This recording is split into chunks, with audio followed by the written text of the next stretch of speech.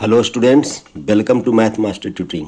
मैं संजय कुमार। आज rank of matrix part 2, इसमें हम लोग एक्लन फॉर्म करेंगे और नॉर्मल फॉर्म करेंगे, क्योंकि रैंक से भी रिलेटेड कुछ क्वेश्चन आते हैं। इसीलिए पहले हम लोग रैंक ऑफ मैट्रिक्स थोड़ा सा देख लेते हैं, उसके बाद आगे सिलेबस की ओर बढ़ेंगे हम लोग। ओके स्टूडेंट्स, ये पार्ट 2 है।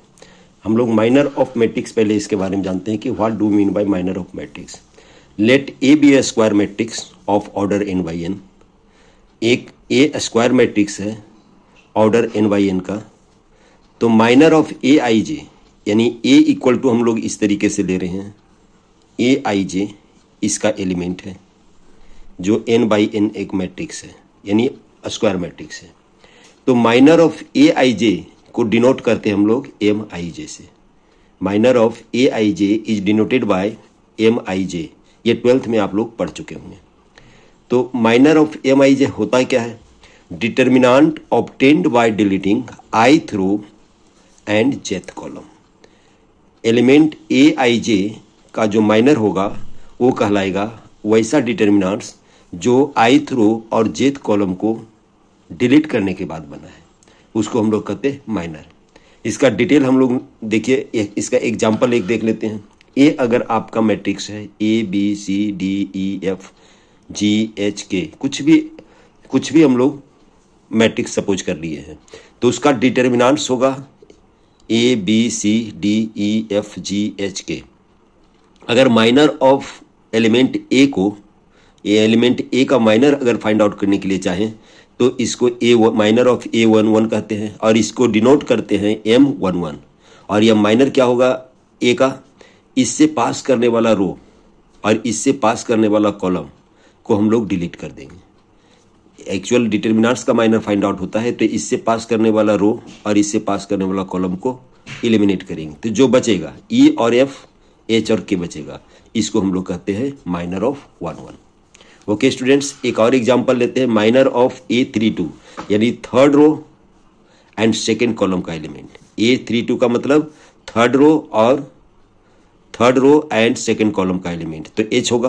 तो H का माइनर आपका होगा इससे पास करने वाला रो और इससे पास करने वाला कॉलम को हम लोग एलिमिनेट करेंगे, तो क्या होगा?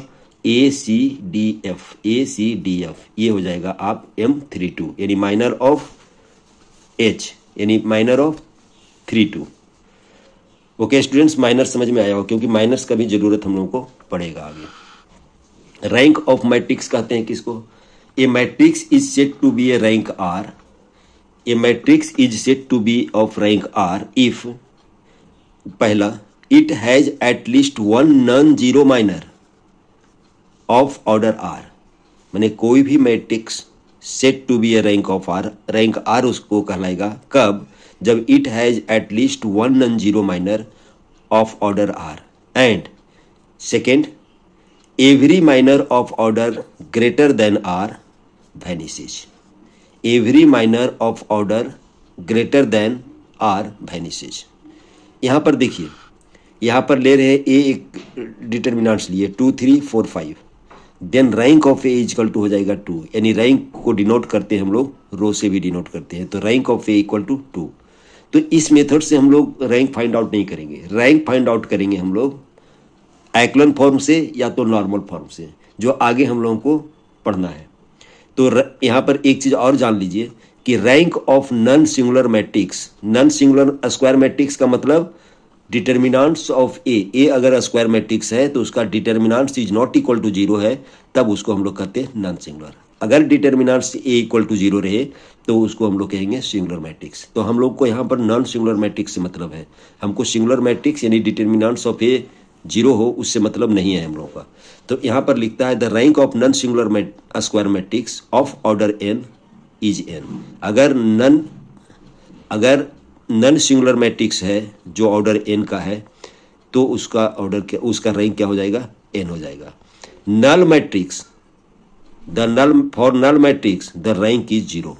नल मैट्रिक्स के लिए रैंक क्या हो जाएगा? 0 हो जाएगा। If only one element of a matrix is non zero then the rank will be 1। यानी अगर एक एलिमेंट हो कोई मैट्रिक्स में जो नॉन जीरो है, then its rank will be 1। अब हम लोग आइक्लोन फॉर्म से रैंक कैसे फाइंड आउट करेंगे, जो देखते हैं नेक्स्ट पेज में। देखिए, to find rank of matrix by echelon form. Echelon form कहते किसको है, इस तरीके के फॉर्मेट को आइक्लोन फॉर्म कहेंगे हम लोग। देखिए, ले लेते हैं 3x3 लेते हैं एक, 3x3 लेते हैं एक, तो यहाँ पर A लिखे, B लिखे, C लिखे, यहाँ पर 0, यहाँ पर 0, यहाँ पर मान लिया जाए D लिखे, यहाँ पर 0, यहाँ पर E लिखे, और यहाँ पर इस तरीके से जो 0 होगा मान लिया जाए P लिख देते हैं यहाँ पर। तो ये जो 0 होगा आपका, ये जो इस डायगोनल के जो डिनोमिनेटर में ये जो 0 होगा आपका, अगर ऐसे फॉर्मेट में अगर जो 0 होते हैं तो इसको कहते हैं हम लोग, इसको कहते हैं ट्रायंगुलर मैट्रिक्स भी कहते हैं, लेकिन इसी को हम लोग कहते हैं आइक्लोन फॉर्म कहते हैं। या तो अगर 4 वाला अगर आप लेते हैं तो 1 2 3 4 लेते हैं, सपोज करिए, और यहाँ पर 0, यहाँ पर 0, यहाँ पर 0, और यहाँ पर मान लिया जाए 5 है, यहाँ पर 6 है, यहाँ पर 7 है, यहाँ पर 0 आएगा और यहाँ पर 0 आएगा, यहाँ पर मान लिया जाए 2 और 1, यहाँ ओके स्टूडेंट्स, या 0 भी हो सकता है आपका, कोई भी एलिमेंट्स ले सकते हैं। और यहाँ पर अगर 0 लेते हैं, यहाँ पर 1 लेते हैं, तो ऐसा जो फॉर्मेट आएगा, इस तरीके का जो फॉर्मेट आएगा उसको हम लोग कहेंगे आइक्लोन फॉर्म। तो गिवन क्वेश्चन है, जो गिवन क्वेश्चन आपका ये है मैट्रिक्स, आपका मैट्रिक्स है आपका दिया हुआ, मान लिया जाए ए मैट्रिक्स सपोज कर लिए आप, तो ए मैट्रिक्स दिया हुआ है 1 2 3 0 और 2 4 3 2 दिया हुआ है, और 3 2 1 3 दिया हुआ है, और 6 8 7 5 दिया हुआ है। ये मैट्रिक्स सबको गिवन है। इसका हम लोगों को रैंक फाइंड आउट करने के लिए बोलता है। तो पहले ई रो ट्रांसफॉर्मेशन से इसको हम लोग इस फॉर्मेट में लाएंगे, इस फॉर्मेट में लाएंगे, और जितना नॉन जीरो रो होगा वही आपका रैंक होगा। ईरो ऑपरेशन हम लोग कैसे करते हैं, R4 को लिए, यानी चेंजिंग किस में होगा, ऑपरेशन लिखिए OP ऑपरेशन R4, चेंजिंग किस में होगा, ओनली R4 में। R4 में क्या माइनस करेंगे, 1 2 3, इसको हम लोग माइनस कर देंगे, इस तरीके से लिखता है, सबको ऐड करके उसको माइनस कर देंगे, यानी R3 R2 R1, यानी first row second row and third row को हम लोग ऐड करेंगे और R4 में उसको माइनस कर देंगे। जो बचेगा वो कहलाएगा आपका वो वही ऑपरेशन हम लोगों का होगा। तो पहले हम लोग लिख लेते हैं किसमें, इसमें जिसमें चेंजिंग नहीं होगा उसको एज यूजुअल लिखते हैं। तो फर्स्ट रो सेकेंड रो और थर्ड रो में कोई चेंजिंग नहीं होगा तो हम एज यूजुअल लिख रहे हैं 1 2 3 0 और 2 4 3 2 और 3 2 1 3, इसमें कोई चेंजिंग नहीं आएगा। उसके बाद इसमें देखिए चेंजिंग है, 6 में अगर 3 1 + 2 + 3 ऐड करेंगे तो 6 होगा और 6 में माइनस कर देंगे तो ये 0 आएगा। यहाँ पर देखिए 4 2 6 और 2 8, 8 में 8 गया, ये भी 0 आएगा। यहाँ पर 3 3 6 + 1 7, ये भी 0 आएगा, और ये भी क्या आ जाएगा 3 2 5, ये भी 0 आएगा। तो इस तरीके से हम लोग इसका ऑपरेशन करते हैं। ये सिंबल आपका इक्विवेलेंट मैट्रिक्स का सिंबल है।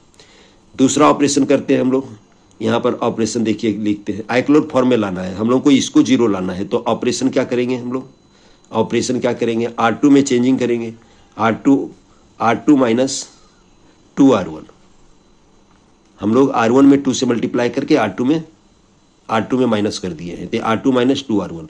एक ही बार ऑपरेशन कर रहे हैं R3 का भी। R3 का क्या करेंगे हम लोग, R3 - 3R1, R3 - 3 1, इसको 3 से मल्टीप्लाई करके इसमें माइनस कर रहे हैं। तो क्या आ जाएगा आपका ए, देखिए ये आ जाएगा 1 2 3 0, इसमें कोई चेंजिंग नहीं आएगा। ये हो जाएगा आपका 0।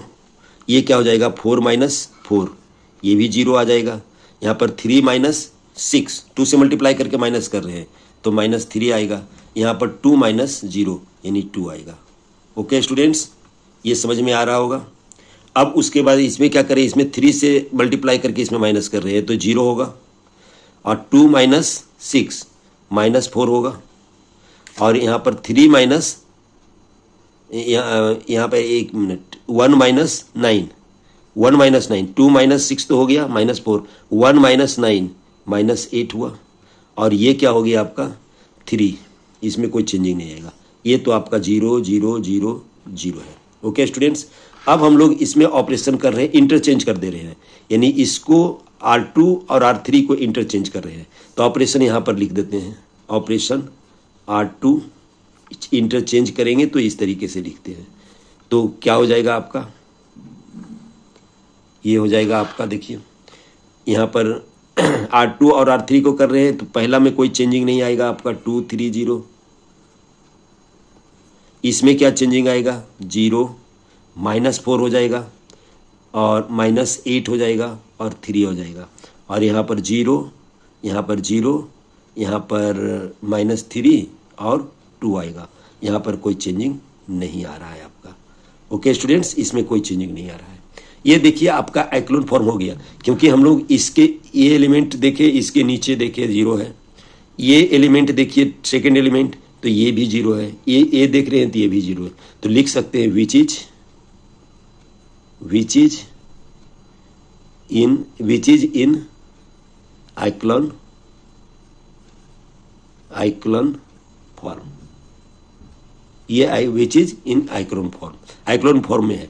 तो एक्लोन फॉर्म जब आ जाएगा तो आप देखिएगा कि नॉन जीरो रो जितना होगा, जैसे 1 नॉन जीरो रो है, 2 नॉन जीरो रो है, 3 नॉन जीरो है, तो रैंक ऑफ ए जितना नॉन जीरो रो होगा वो रैंक होगा आपका। Therefore rank of A equal to 3 होगा, या तो लिखते हैं rank of A equal to 3। इसी तरह से हम लोग एक्लोन फॉर्म से हम लोग रैंक फाइंड आउट करते हैं। ओके स्टूडेंट्स, देखिए एक फॉर्मेट और है जिससे हम लोग रैंक फाइंड आउट कर सकते हैं, वो है आपका normal form. By E row transformation every matrix m by n, every m by n matrix by E transformation every m by n matrix A of rank r greater than 0 can be reduced to any of the form।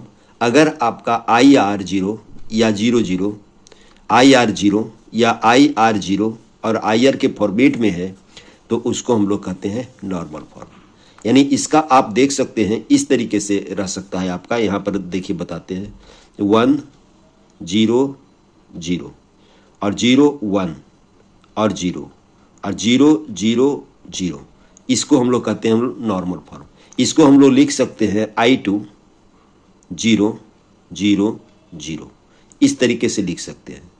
जो I2 होगा यानी I जिस order का matrix होगा उसी को हम लोग रैंक कहेंगे। अगर इसकी रैंक की बात करेंगे तो रैंक ऑफ ए की बात करेंगे, अगर जिसको माने हैं तो 2 हो जाएगा। इसी तरह से हम लोग सॉल्व करेंगे। एक क्वेश्चन लेते हैं तो समझ में आएगा। एक क्वेश्चन हम लोग लेते हैं, देखिए क्वेश्चन लिए हैं, find the rank of A by normal form.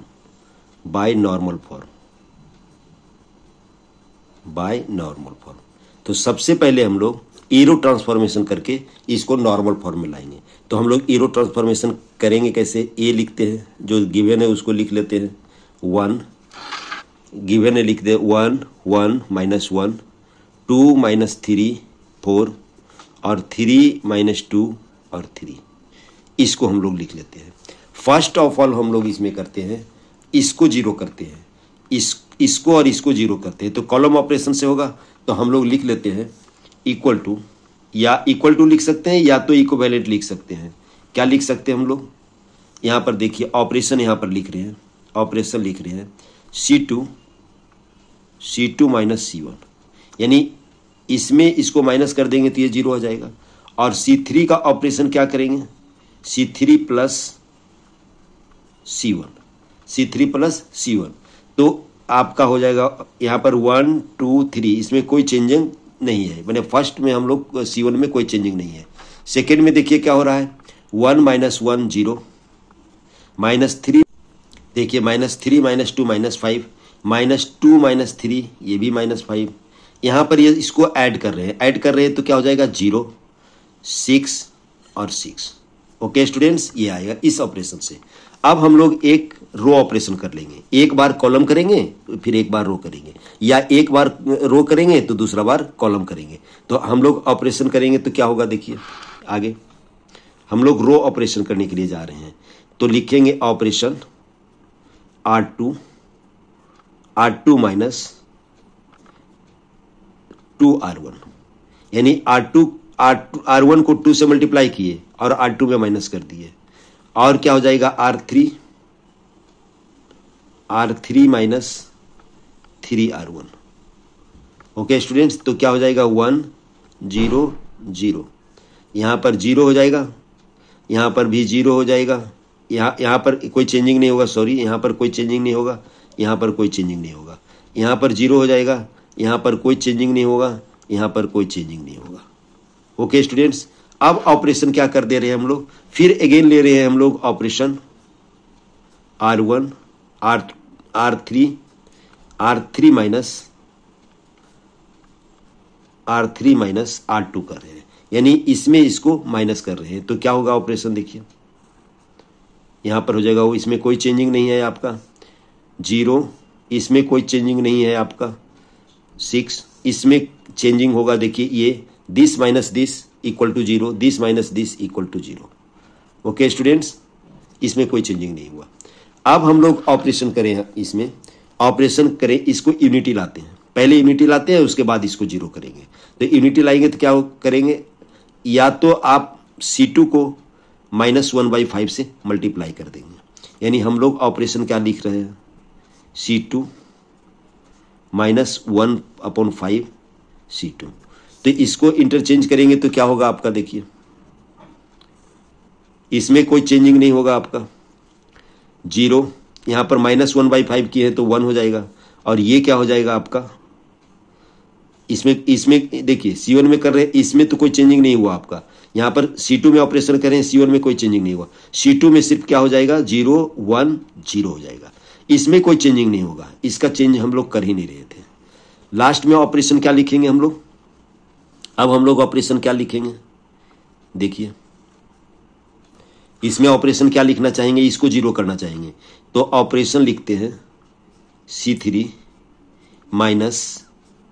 Minus 6C2, तो क्या हो जाएगा आपको 1 0 0 0 1 0, फर्स्ट और सेकंड में कोई चेंजिंग नहीं है, इसमें चेंजिंग होगा 0, यहाँ पर माइनस कर रहे हैं, यहाँ पर देखिए C3 माइनस 6C2 कर रहे हैं, इसको 6 से मल्टीप्लाई करके इसमें माइनस कर रहे हैं तो 0 आएगा, और ये क्या आ जाएगा आपका 0 आएगा। इसको हम लोग क्या लिख सकते हैं, इसको इक्विवेलेंट लिख सकते हैं हम लोग I2 0 0 0। Okay students, therefore rank of A equal to, इसको रो A से भी डिनोट करेंगे और इक्वल टू हो जाएगा 2, क्योंकि I2 है, R की जगह पर 2 है, इसलिए रैंक क्या हो जाएगा 2। इस तरीके से हम लोग नॉर्मल फॉर्म के थ्रू रैंक फाइंड आउट कर सकते हैं। ओके स्टूडेंट्स, नेक्स्ट क्लास में हम लोग सिलेबस पर आएंगे, ये थोड़ा एक्स्ट्रा इस तरीके से था, सिलेबस पर आएंगे और बढ़ाएंगे सिलेबस को आगे। Okay students, thanks.